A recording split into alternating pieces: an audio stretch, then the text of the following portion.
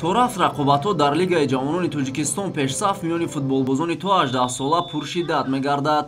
Дар даври шашуми мусобиқа садрнишини ҷадвали умумии чемпионат дастаи клуби марказии варзиши Артиш бо ҳисоби 3-1 аз тими ҷавонони Истиқлол шикаст хӯрд. Дидори дастаҳо дар варзишгоҳи авиатори пойтахт сурат гирифт. аз ҳайати ғолиб дастаи Истиқлол Масрур Ғафуров муаллифи дубл гардид. як голи дигарро Абдулвосид Ашуров вориди дарвозаи клуби марказии варзиши Артиш намуд.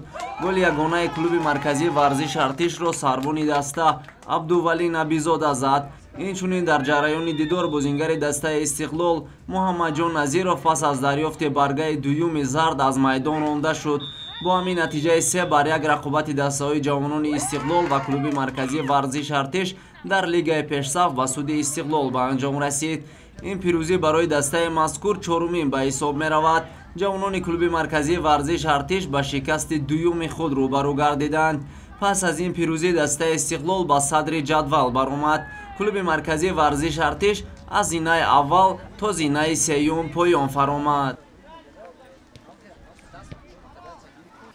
Игра в первом тайме была равная, две соперники достойны друг друга. У каждой команды стоит задача, высшие задачи. Поэтому сегодня была игра не на 3 очка, на 6 очков. В первом тайме равная игра была, во втором тайме изменения, и за счет физического состояния нашей команды мы взяли верх над соперником.